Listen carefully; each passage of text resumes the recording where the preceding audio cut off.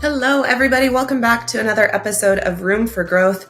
I am sleepy. I am tired because I have just spent 3 wonderful days in Las Vegas with Braze for their annual conference, the Braze Forge Conference.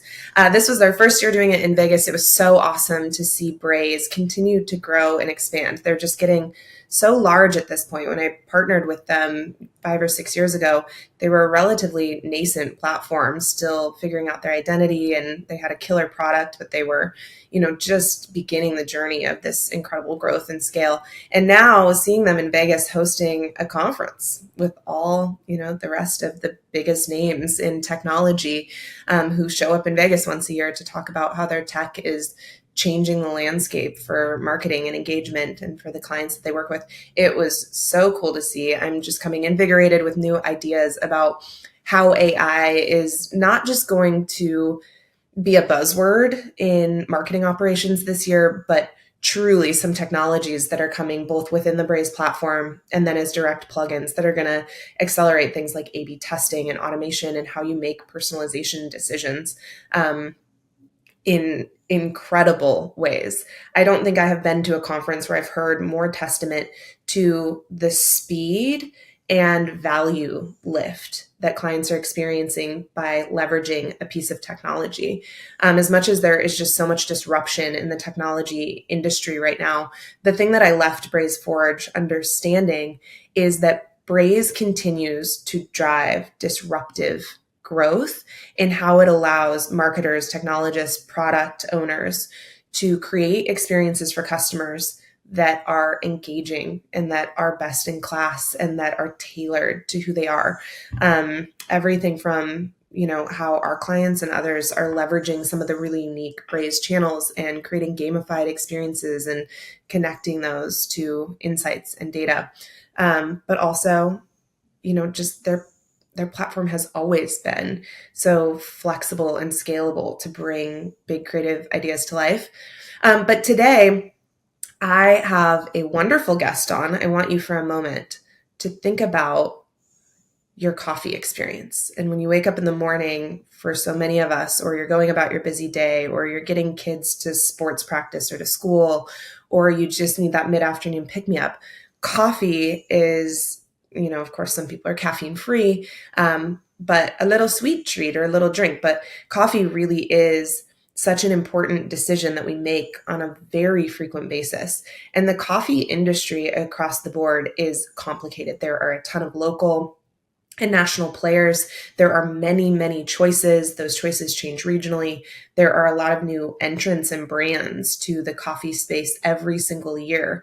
And they can be really disruptive because it's, relatively inexpensive to start scaling a coffee brand. So today, when we talk to the Senior Director of Loyalty and Digital Marketing from Scooters Coffee, I want you to think about, from a marketer's perspective, how challenging it is to truly create rewards, incentives, nudges to change behavior for a purchase that is frequent to the point of daily, sometimes multiple times a day, where you are just fighting in real time for that consumer's dollar and for their loyalty. And you're differentiating an experience across an in-person experience, a digital menu board, an app, a loyalty platform, every channel that you can possibly think of. That challenge for Mitch Walden is just what he breathes every single day. I'm excited to have Mitch on today to talk about how a overwhelming digital transformation challenge that landed in my lap and in the Willow Tree lap about a year and a half ago has just completely changed the game for how Scooters is going to market. He's going to talk in depth about some of the campaigns that they've launched in Braze and how they are driving revenue for their business in a really scalable and unique way. He's also going to talk about all the technology decisions they made and how they moved at the speed of light to completely rebuild a digital experience in honestly one of the fastest timeframes that I've ever seen. I hope when you listen to Mitch today, you hear him talk about how the technology choices that he's made have truly been an accelerator to the growth that they're experiencing as a company, and how you might mimic some of the tactics and tools that he's using to drive growth in your own business as well. Hi, Mitch. Welcome to Room for Growth. We're so excited to have you. Recently, we had the opportunity to hang out at Braze Forge, Braze's annual conference in Las Vegas, and you gave a keynote about what Scooters is doing in the loyalty space to drive customer engagement, frequency of purchases, and leverage Braze to do all of those things. So I'm super excited to have a conversation with you about the strategies and tactics that Scooters is engaging and how they're using various technologies to do that. Absolutely. Thank you for having me. Yeah, before we jump into just some of the things that Scooters is doing and why they're such a unique brand in the space, let's talk a little bit about you. Today, you're the Senior Director of Loyalty and Digital Marketing at Scooters. But before you arrived at Scooters Coffee, you have had a storied and long career doing technology transformation, digital transformation, customer engagement at all kinds of places: Papa John's, AutoZone, O'Reilly Auto Parts. Tell us a little bit about where you started in your career and how you ended up here. Yeah, absolutely. It's kind of been a blend of a lot, as several people stories kind of go the same direction. But I started in online marketing, so kind of purely in trying to drive digital marketing channels to drive sales. Through that, had the opportunity to move into kind of an e-commerce perspective and did some e-commerce merchandising and things like SEO and on-site marketing, building online communities and really trying to engage the traffic that was coming to the website. And at AutoZone, we kind of had a separate site for our loyalty and our e-commerce, and so we combined those two into one. And through that, I had the opportunity to learn a lot about the technical side of some of the marketing technology that we used, and also was part of the project to morph those two together, and came out the other side of that in kind of a role that was more on the loyalty side of what AutoZone's digital business was. And then from there moved into CRM and direct digital, and then into some media. So it just kind of continued to compound, and we implemented Adobe's marketing suite there, which is kind of what led to the media move to leverage that technology through some of our media channels. When I joined Papa John's, it was purely in a loyalty role to start, and then through some evolution with the brand, we had to get really intimate with our data, and we had to do that very quickly. And so I was part of the team that led that discovery and kind of enablement of some of our data. Once we had that data to a usable place, we then wanted to leverage it in our media. And so, again, kind of stepped into a media role along with a loyalty and activation role for our known customers to be able to be more efficient with the way we spent media, and have continued, with similar as I've joined Scooters. And so it's really been, a lot of different roles, but they've all sat kind of at that intersection of data and technology and marketing. And then, a lot of change management and leading through, the development of new technology implementation and functionality inside of those organizations, and helping the organizations grow along the way to be ready and understand what having that new technology means. So I love the space, as I know you do as well. It's a fun space that there's always something new and different happening. And you mentioned Braze Forge. We heard a lot of great stuff last week about all the new that's coming, even within those tools. And so I'm really excited about where we're going. Yeah, before we talk a lot about the leapfrog strategy and the incredible pace of innovation that Scooters has gone through over the past 18 months or so, let's just do a little rooting for folks who maybe don't have a Scooters coffee near them on who Scooters is. So obviously Scooters is a fast growing brand at this point, and you're sort of at the dawn of a huge nationwide strategic growth phase.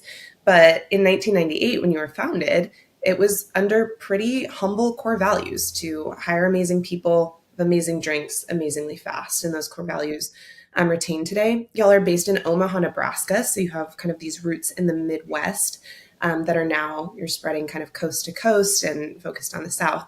And you're in a really competitive industry. Like the coffee space is no joke. There are tons of coffee drive-through, coffee kiosks, coffee big guns. You can think of all the logos in your head. And it's such a routine purchase for so many people. Like it can span different categories of competitiveness, even within sort of the QSR space. Tell me a little bit more about who Scooters is and what makes Scooters unique in the coffee market, and why you're so poised just from a brand perspective to think about a pretty big takeover. Yeah. Well, you mentioned our kind of our brand promise of the amazing people, amazing drinks, amazingly fast. And that kind of calls out our differentiator and what we strive for as a brand. It's to provide incredible drinks, and we serve espresso, coffee, energy-based drinks, iced, hot, and blended. And we do it very quickly. So, you may pull up to one of our kiosks and they may have 6 or 7 cars in the drive-thru, and you'll still be out in 5 minutes, right? You're not there for 20 or 30 minutes like you are at some other locations. And so we want to start our customers' day off quickly, friendly, and fast, so that they can get off and on their way to whatever else it is that they're looking to do. You mentioned the growth, and we are, growing extremely fast. We had, just over 400 stores a couple of years ago. We're at 800 now. We're on pace to double that again in the next 5 years. And so a lot of what our team is working on and focusing on is making sure that we're building the technology infrastructure and the platforms and programs that can sustain and support that growth. Yeah, absolutely. I just think that expansion to 800 stores, it's a pretty wild number of stores. I mean, just to give some context, Ulta has about 1,200 stores nationwide, and that's a hugely well-known brand. Coffee kiosks are obviously a bit different in drive-through coffee locations because you can just have more in a single market. But it's an incredible sum of growth in a relatively short period of time. And then I love what you talked about just the differentiator in the drive-through. If you go to a Scooters and you watch these drive-throughs, they move incredibly fast. Some of the differences are you don't do order ahead and pick up in store because there's really no reason to do that. The baristas pride themselves on how quickly they move and how your drink is going to be freshly made the moment you hit that drive-through, and it's going to be handed to you through a window. But still, the app and digital is such a critical component overall to how you're continuing to reach more customers and make sure that you're personalizing the drink experience to different regions, which is unique in coffee. Talk to me a little bit about what your remit has been in bridging this in drive-through, in-store kind of experience that's so valuable that people love. They love their barista. They love, even the baristas will talk about a car will drive up to order and they'll hear the sound of the engine and they'll know that it's one of their regulars and they'll already know the order. They'll already be oh, nope, we've already got it coming for you. You get these fun stickers. It's a lot of brand in person that you are trying to match to a digital experience. Will you just talk a little bit about what you've been focusing on and what the core challenges have been? Yeah. And you're exactly right. That face-to-face experience with our baristas each morning is what builds that relationship to our brand, and what we depend on to really reinforce that brand promise day in and day out. And as we move, to directions that try to make us faster, and that time to interact is minimized, right? Because we have to remove some of that interaction. So we rely more heavily on our digital channels to replace that. Similar when we go into new markets where customers may not be as familiar with who Scooters Coffee is, our digital properties are the places where they experience us first, our mobile app and our website. And so we have to make sure that they create a realistic expectation and that they are a quality extension of our brand and what people will see and get when they come and visit a Scooters location. Our app is also our sole kind of mechanism for both our loyalty program as well as online ordering and mobile payment. And so it really has to make sure that it reinforces those functions from a brand quality perspective, and that we're really putting it out there and it aligns with what we want people to expect from our brand.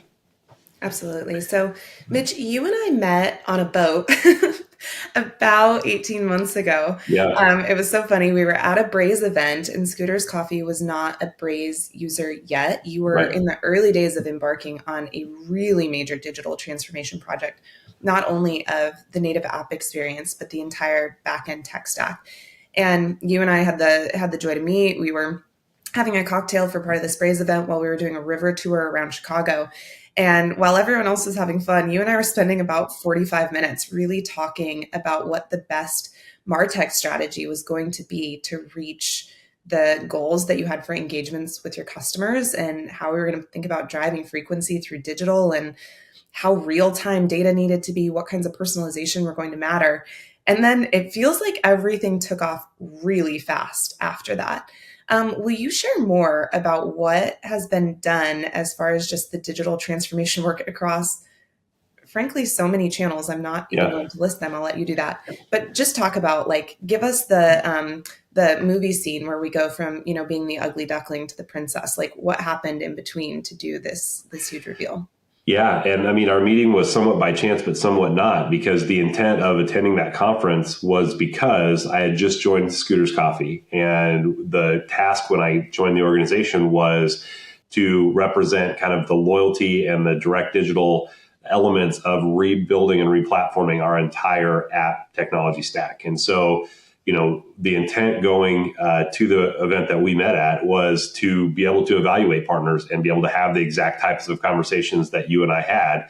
And it was business, but it was fun, that mapping exercise. But the great thing that we had, with that conversation, and I think what has made our relationship work so well over the last 18 months, 24 months is we really weren't beholden to anything. There was nothing sacred in our tech stack. It was, we were on a one size fits all provider that was doing online ordering and payment and loyalty and app functionality and insights and reporting and analytics. We knew that wasn't working for us, that there were some limitations that we were facing and that we needed to move away.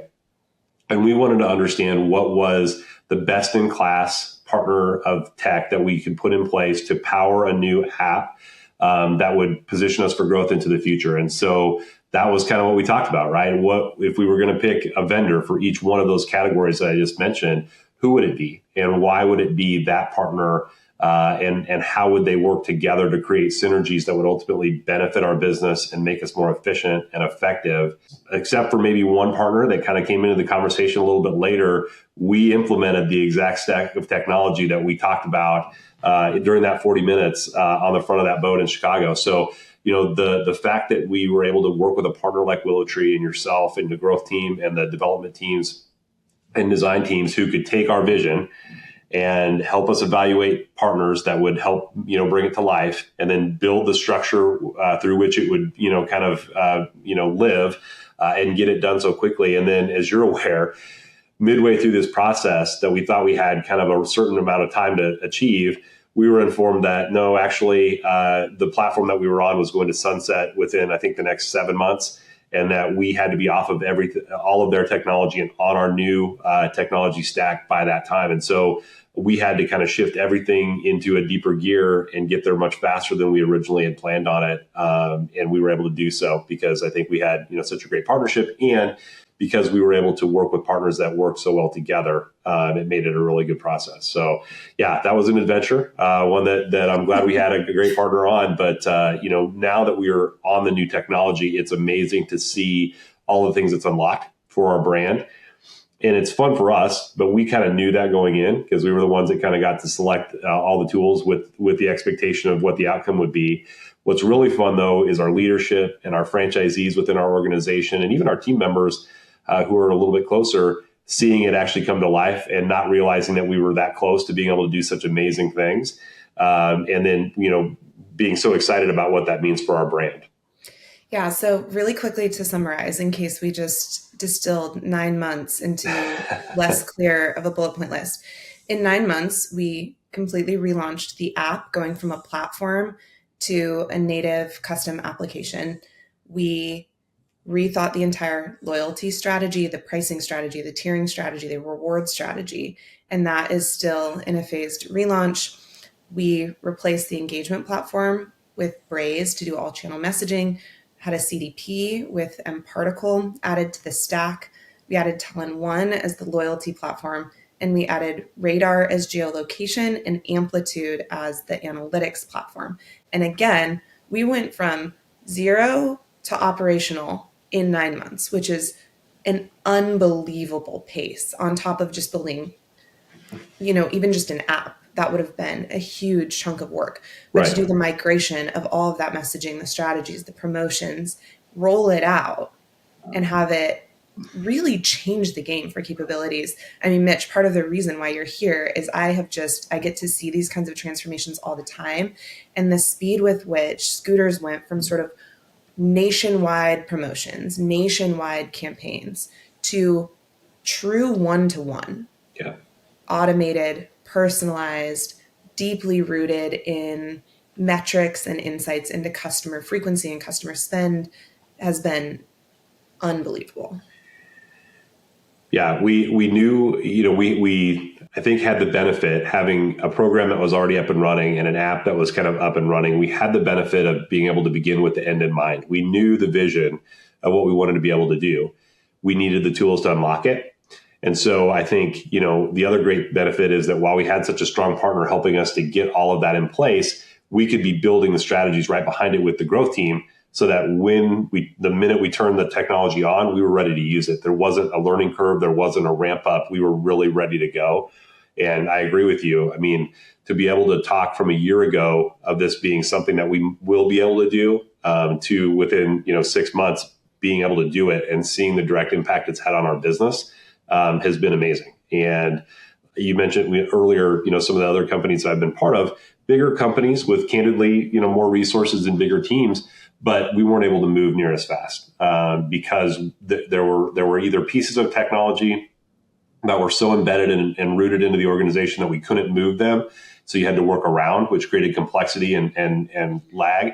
Or there wasn't the agility to move as quickly as we did with some of the decisioning around strategy, et cetera. And so it's been really fun to have this new, high-powered tool and be able to actually rev the engine on it, which is great. And I say that knowing full well that even as much as we've done, we have so much more runway to go with what we're able to do. That's what's really exciting to me, is we feel like we've come so far, but we're just scratching the surface of what we're going to be able to do, which is really where the fun stuff is going to happen. Yeah, really quick before we move on, because I'm going to just ask you some questions about how this has changed the campaign landscape for you. I get asked all the time, what's the difference between organizations that are able to move with this kind of agility and those that aren't, from a partner perspective? So from an agency, some of the things that I see that are really different about Scooters that allowed this type of transformation to happen at this speed is, one, we really work with from the Willow Tree perspective, we work with 3 folks at Scooters day to day, across IT, product, and then Mitch, what you're doing in marketing and loyalty.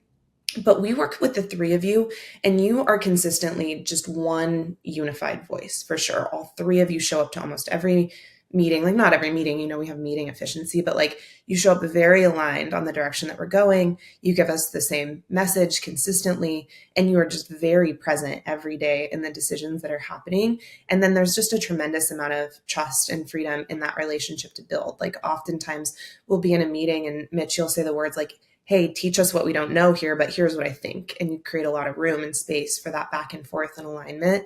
It's just a really great partnership. Even the partnership itself feels different. But I want to talk about for a moment, Scooters has a internal conference every year, a conference where you meet with your franchise owners and you help update them on what the digital roadmap might look like for the next year and where the company is going and what they might expect. And you gave a wonderful keynote at that conference this year talking about how capabilities to reach customers on a store by store, but regional, city, state basis has really changed. Will you talk just a little bit about some of the core points that you talk to franchisees about how Scooters has shifted through this process? Absolutely. What we were doing previously was kind of a 2-level approach. We were running national promotions that were basically one size fits all, batch and blast to our full, system, all members of our program. And then we were allowing our local stores and franchisees to run promotions at that level, which sometimes included just a single store. Other times it would be multiple stores that were part of a franchise group. But the way that our stores are organized, that doesn't necessarily include even all stores in a city, for example. Like if you go to Dallas, Texas, of the 35 stores that represent that market, there might be, 24 different franchisees that own those stores. And so it just created a very disconnected experience for our members. Most importantly, that it was not easy to understand which offers were available at which stores. It created confusion and dissatisfaction. And then we know it also created a lot of waste because the franchisees didn't have the data or really the expertise to really be able to efficiently launch some of these campaigns and truly be high ROI returning strategies, which isn't a hit on anybody. It's what they had available. And honestly, we didn't have much more available to us at the corporate level, but we did a little bit better. So, end of that story is that you created a lot of bloat in the system, a lot of discounts that weren't necessary, a lot of, rewarding of things that maybe didn't need to be rewarded because customers were going to purchase anyway. And then a lot of confusion at the local level, and honestly, just a lot of work. I mean, we were doing hundreds of these every month to get a little bit of result, which was just not an efficient use of bandwidth either. And so as we've evolved from kind of that one size strategy to more of a targeted strategy, we're able to be much more efficient with the dollars that we invest promotionally. And we're able to look at our data holistically across the entire system to understand what customers are doing what things, and then target customers based on that and based on their behavior and the behavior that we want to try and move them towards versus where they live geographically or which store they might be most frequently visiting, et cetera. And the result that we've seen from that is, number one, it's been much, much more efficient because the way our technology integrates, right? We build a segment of customers in one tool and it seamlessly, populates across the others. And so we can go from, loyalty campaign to messaging campaign to analytics and be able to read the performance without having to rebuild or possibly have lags or gaps or whatever in our data. So that part is huge. We've been able to do templating. We've been able to repurpose and leverage campaigns across, and then we've been able to be much more efficient in targeting groups of customers that we want to move in certain directions with specific offers. Sometimes we can be more aggressive than we otherwise would have because we understand the incrementality that's driven by that campaign. And at other times we're maybe less aggressive, but it still works out. So we have made a huge evolution in our targeting, and we look forward to getting even further down that journey, right? But it's been a huge change. Yeah, I think often brands, either because they're not investing enough upfront in a customer journey, or because they're just afraid of really changing from this sort of local flavor, this local personalization, they often don't realize how much waste they're putting into their promotions, how they're just giving the wrong people the wrong discounts. And there are so many customers who really and truly will keep purchasing with you at exactly the same frequency if you reward them the right way, but you're just rewarding them incorrectly. And we see this frequently, that many brands give away too much value too early without actually building the digital behaviors and the habits that they want to see from the customers in exchange. Like, there does have to be a value exchange. Customers today expect points, they expect rewards, they expect to be personalized and thanked and rewarded for their shopping behaviors. But on the other hand, they do have a high tolerance to exhibit the digital behaviors needed, and figuring out how to strike that balance cost effectively in a way that reduces waste and creates the greatest efficiency and spend overall is something that's virtually impossible unless you have this really integrated bi-directional tech stack where you can understand who are your most frequent purchasers and are they dropping off. Of course, you want to retain those folks, but you don't want to give away too much. Who are your brand new customers who are just onboarding to the brand and you want to start to build a different relationship with them?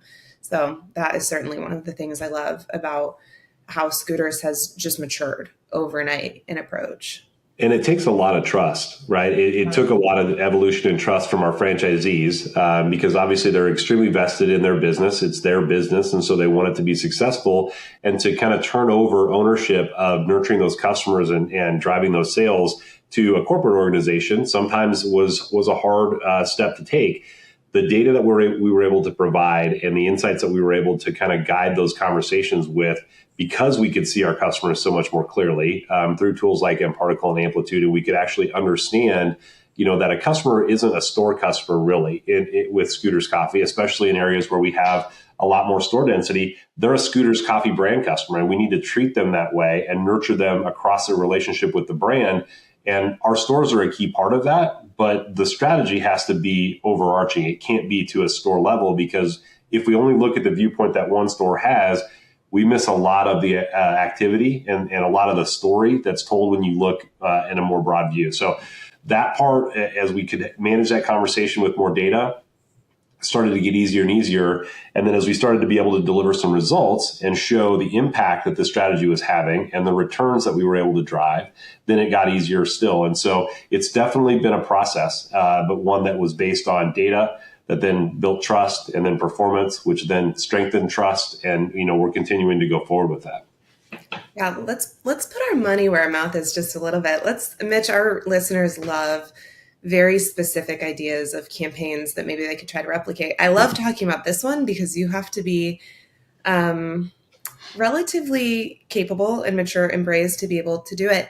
But I'm hoping you'll share the example of the weekly challenge and the points-based campaign that we set up in Braze and just talk about the complexity of the canvas that we set up and ultimately what it achieved for the business. Yeah, I'll try to remember these numbers off the top of my head that we went through, and I had the 8 of the slides last week. But so the concept of this campaign, and to set a little background, when we look at our customer base, we're a routine part of our customers' week and day, and so we have a good percentage of our customers that visit us every day. We have an even larger percent of our customers that visit us multiple times a week. And so we're definitely, our cadence is high frequency, as opposed to, other categories where maybe a monthly purchase or every couple of weeks is high. For us, that's high.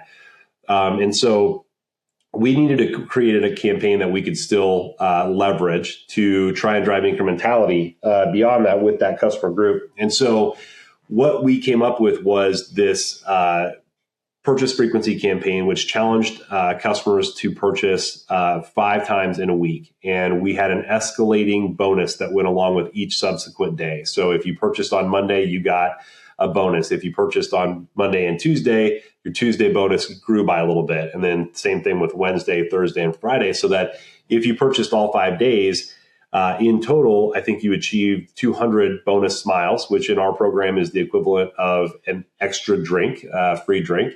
So it really did have a pretty good incentive to completing the challenge.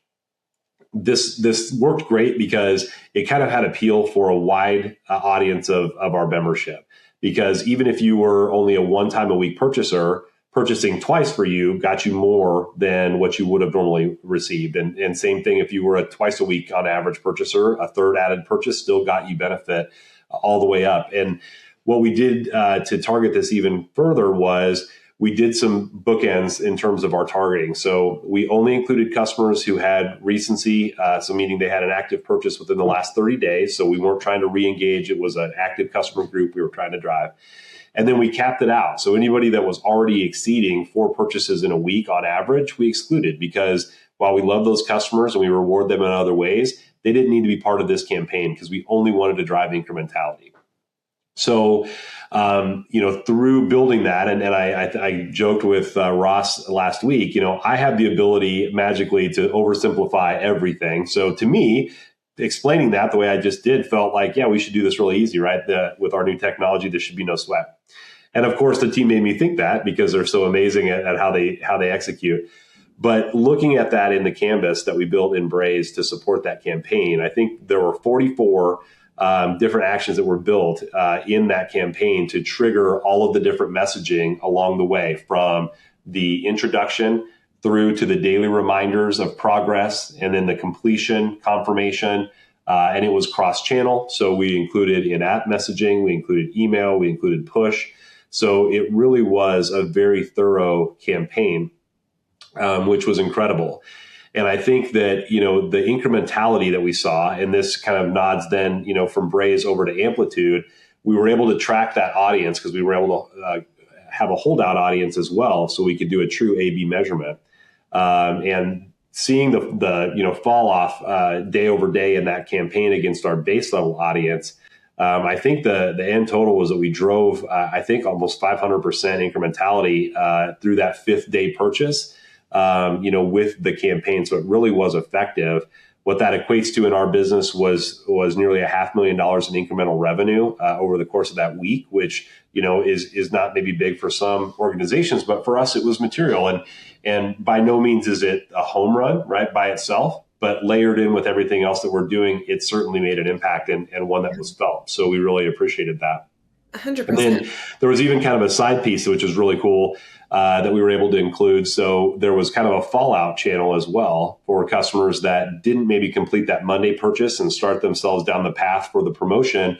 We actually offered them a separate kind of substitution offer that come back anytime this week and make a purchase, and we'll give you double smiles. And I think that campaign as well generated another 50,000 in revenue. So there were several mechanisms that were enabled in this campaign. I love it. And it speaks to the complexity of what we're able to do in such a simple fashion, because of how well the platforms integrate together and think about trying to do that manually between building each of those daily offers and then mapping them to a communication platform that could seamlessly communicate them out in real time without having to rebuild and remap. And then you had a separate fallout audience that was tied to it. And then to have the reporting be real time, that we could see the performance from day to day and what we were tracking in incrementality.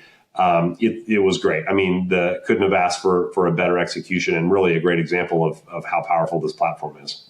Yeah, I don't know of any brand that's going to hear we can drive $500,000 in incremental revenue every week from just a subset of your customer base, Right. by proving that we're changing the behaviors of their frequency. And Right. it's perfectly scalable. It's not exactly set it and forget it. I kind of hate that term because no campaign is truly set it and forget it. But it is a low maintenance campaign that we can Right. relaunch with multiple versions. We can change the creative. We could add a challenge to it. We could apply it to a different segment with slightly different logic. Like, it's a beautiful campaign from that reason. To your point, just looking at the if then logic of if they purchase, then this message. If they don't, if they're opted into these channels, if they're not, definitely took some technical skills. But again, once it's there, it's there. And then I wish that we could show our podcast listeners what the results look like. But, picture a big bar graph that shows day one, the control group and the group receiving the promotion, of course, purchase at a very similar frequency. Like, that's what we'd expect. That makes sense. But then day two, you immediately start to see the group receiving this campaign outperform by almost 3x the group from day one. And then on day three, it of course goes down. Like, the number of people who ultimately opt into making 5 purchases isn't going to stay at the same height every single day in terms of quantity. It's going to go down. But every single day, the group receiving this campaign was outperforming the control group by just about 3x, which is... And when you compound that incrementality over a 5-day campaign, that's where those numbers start to grow so large. Being able to show that so clearly to our leadership and to our franchisees, those types of, you can't argue with that, a number like that, really. That makes my job really, really easy when we go into, to ask for support to do more of those types of things. Totally. More customers in just equals more revenue, more weeks in business. Like, it'll be interesting to see if there's fatigue around this campaign and how long it lasts. But I think so often when you're a marketer talking about loyalty programs and engagement and digital, it's just like so many bullshitty terms often. They're like, no, what does that really mean? Like, give me an example. And this campaign is such an example of, we launched it to a specific subset of customers who we wanted to take very specific actions. We targeted them specifically. If they took the intended action, they got their reward points right away. Like, you're able to gamify the experience. So at the moment of purchase, they felt the experience of making that purchase decision and getting rewarded for it, which is so critical. There's so many loyalty programs that you don't see those points for a week or 2 weeks. And it's that delay is just, kind of a buzzkill. And then ultimately, whatever channel decision they use to opt in, whatever purchase decision they make, they get feedback and the campaign for them changes immediately with them. Like, that is truly an example. And the great thing was, we executed similar types of campaigns on our old platform where we would do, we would market it up front as buy 3 times this week and you'll get a bonus reward. But we couldn't track it in real time. We could track it on the back end. So we manually then would look at the end of the week and see who had 3x purchases, and then we would manually push the reward out. But it took multiple steps that all included manual work, and the customer got no reinforcement of their progress throughout. And so the actual completion rate was much, much lower. I think the power was that each step along the way, the customers were being reinforced and reminded, putting that back top of mind so that it's like, ooh, yep, I gotta make that purchase today to keep on my streak for this week. I think that's where a lot of the power in incrementality came from, was just the communications and that those touch points along the way that reinforced the progress and what they were getting. Yeah, totally. I get to talk to so many different businesses about why we love Braze. And I always tell them, like, hey, we are a platform agnostic agency. As an agency, we work in about 30 different CRMs at any given time. We're experts across many CRMs. But I am just a Braze evangelist because my teams love working in Braze. Some of the most advanced marketers just absolutely love the flexibility the platform gives. And frankly, there just are not a lot of platforms in market that can do a campaign of this complexity with this level of bi-directional data flow across their stack and this level of accuracy. And that's truly what differentiates Braze in my mind, why I think they're going to keep growing and keep expanding and getting more customers, because they're just doing something unique in the capability space. Yeah, and when you talk about real time and then integration with the other platforms that help to power those campaigns, I mean, that for us was huge, right? Because that, you knew that was a big concern of mine when we went down the path of a separate loyalty and communications platform, was how are we going to make sure that those are staying in sync? Because if I'm building offers for a group of customers and I'm communicating to something, to a different group, and they get out of whack somehow, I'm going to hear about it all day from my customers, my franchisees, my leadership.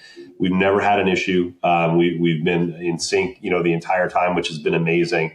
And then when you start thinking about the additional pieces that are coming with like AI and what that will empower in terms of like our ability to truly do one-to-one targeting at mass scale without having to just have a huge resource drain in the organization, it starts to become crazy with what we're going to be able to do. So I can't wait for us to take that next step. I know we've already come a long way, but that's where I'm looking as we look forward.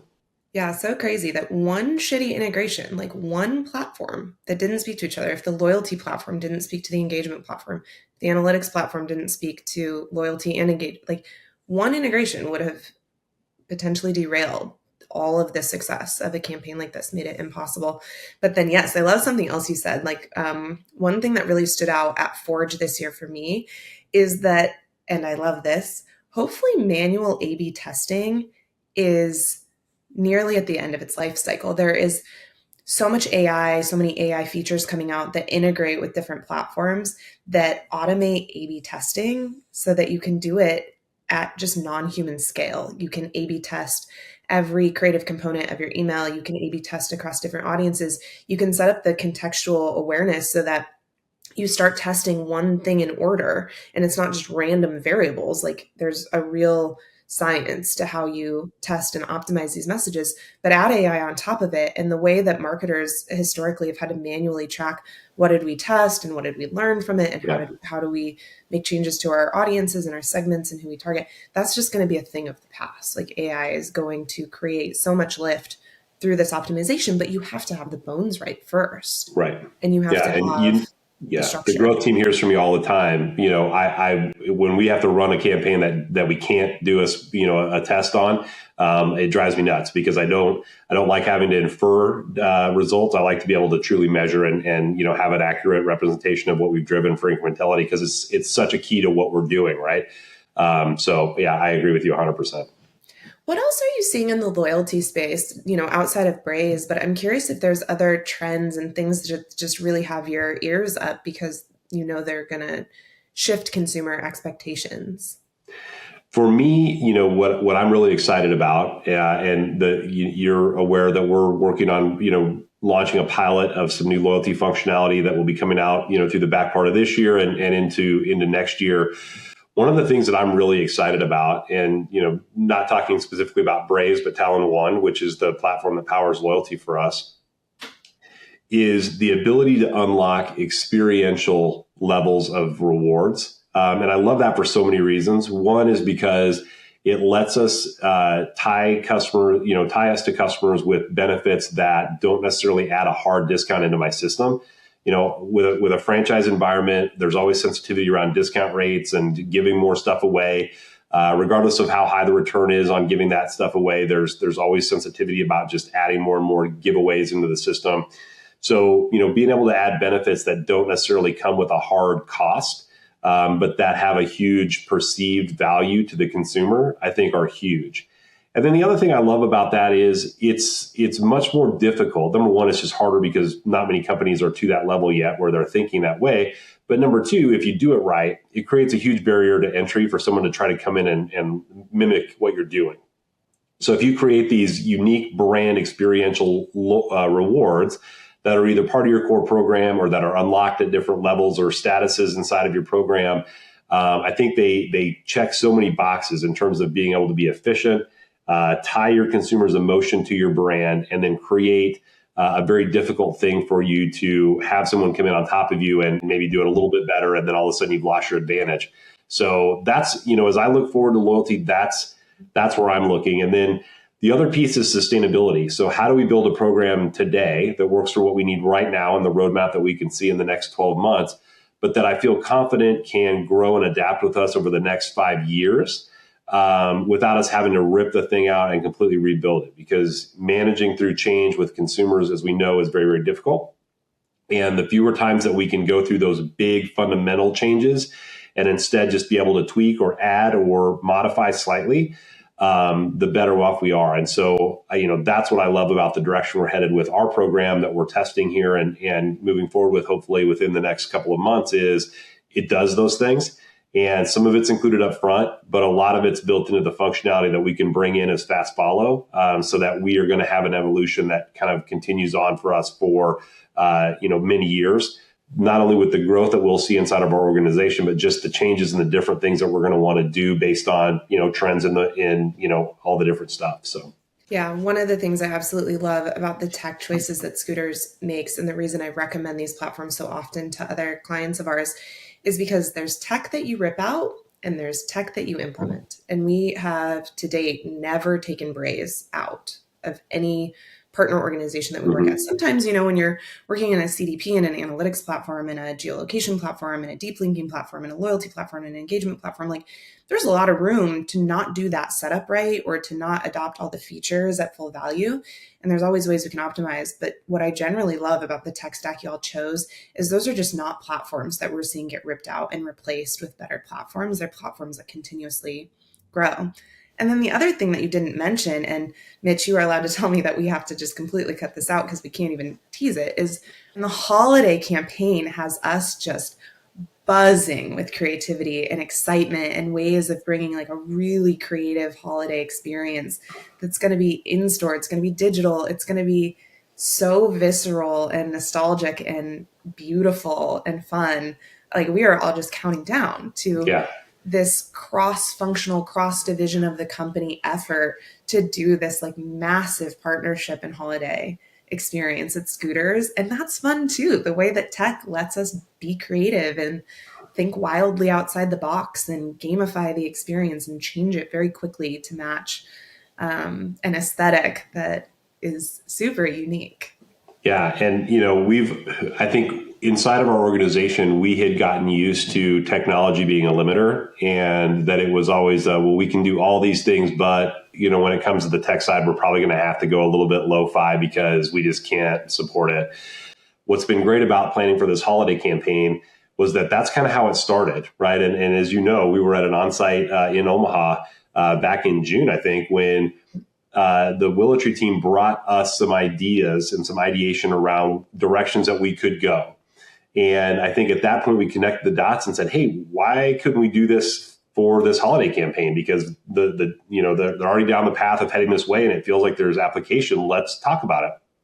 And so again, in true form, because we don't do anything, where we actually have enough time to really do it right, we put this together and the team kind of built this out. We actually put some of the other priorities a little bit on hold while we kind of streamlined this, and we're able to deliver an amazing set of functionality that will really not only enhance, but I would even argue will kind of be the forefront of the experience around some of our holiday partnership that we have coming up.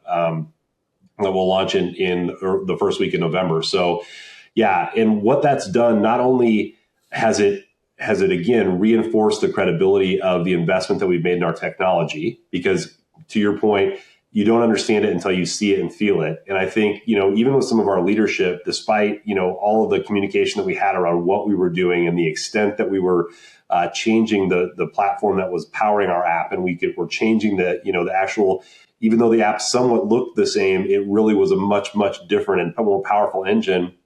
It's difficult to understand that until you really see it.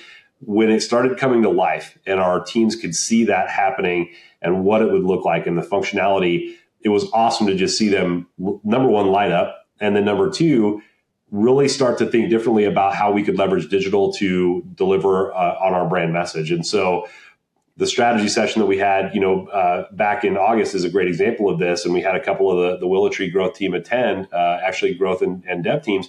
But every single planning session that we had for 2025 included a heavily driven digital element because of what they've seen around what we were able to deliver for holidays. So it has completely transformed, I think, the way we think about our digital channels, apps specifically, loyalty program secondarily, to deliver on our brand promise to our customers. And it's now being part of the initial and primary thought, as opposed to like a add-on and it's going to be underwhelming, but we'll probably should include it. Now it's like, no, we need to make sure we're thinking about this. Like, it needs to be part of the overall strategy because it's going to deliver this amazing experience. So to be part of the team that is now getting to be part of those conversations, it's been a huge change, right? Because we've gone from kind of being this like backseat kind of, hey, yeah, okay, guys, come along, whatever, to now we're leading a lot of the conversations and driving a lot of the strategy that's gonna help with this. So that's been a lot of fun, and really is, I think, a huge testament to what's been built and the trust that not only our team, but we think of the WillowTree team as an extension of our group internally, that the WillowTree team has bought with all of our organization as well. So we really love that. Yeah, and likewise, shout out to Kelsey and Richard at Scooters and the rest of the Scooters executive team that have been so supportive and so encouraging in this just huge transformation effort that we've been going on together. It's been a really, really fun journey. Hopefully our listeners can hear how excited you and I sound. Right. About this. Okay, Mitch, I cannot let you out of here until you answer the most important question that I always ask everybody on Room for Growth. So this is a podcast about customer loyalty and what drives true loyalty and how to create it. So I'm curious, what brands are you truly loyal to and why? Great question. So based on their loyalty program or just that I'm loyal to them? I guess that's my caveat question for you. Maybe a little of both. I mean, I'm always curious, there's like the brands that you just use every day and don't even think about it. But then I am curious, who's your favorite loyalty programs? Yeah. So I would say from a loyalty program perspective, I'm a little beholden to my, alma mater of Papa John's. I like that program. I like their product. And so you can't see me zoomed in on my face, but you can probably tell from my face, I'm a pizza consumer. So, that's one that I do use and I do like. From a product and a brand loyalty, from a clothing person, I love Cole Haan stuff, and I know their stuff fits the same every time. It's going to have the quality that I want. I don't have to worry about like trying it on. I just know if I order the size, it's going to fit. I'm going to like it. Same with some of the clothing brands that I'm a part of. So there's that. I think for me, and then. This kind of goes back a little further. It's not necessarily a brand, but I grew up in Nebraska. I'm a big Nebraska Cornhusker guy. And as we've discussed jokingly, it's been about 2.5 decades since Nebraska football has been really relevant, yet it still has this cult-like loyal following of fans who have been in love with the brand forever. And it's because, as I spoke earlier, it's this emotional connection, right, to when they were good, or growing up and watching games with your parents and your grandparents and your friends, or going to games, and having the stadium food and being part of that crowd. So, to me, that really reinforces that emotional connection to a brand. So a few examples that I would throw out. They're probably not the best, but you caught me on my heels there. So I love it. I think it speaks to all the reasons that we stay loyal, and nostalgia is a big one. It's functional, tied to emotional, tied to some just hard financial, as well. Yeah, that's exactly right. Well, Mitch, thank you for joining today on Room for Growth. It's been overdue, but what a fun time to finally get to talk about all the work that we've been doing together. And I'm so excited for what's coming next. I hope everybody who is near a Scooters holiday time just make a little time and space to, first of all, download the app because you're going to want the digital experience and the digital chance to win and be rewarded. But second of all, make sure if you have not been to a Scooters location yet that you scoot on around and have an amazing drink amazingly fast. Awesome. Thank you so much.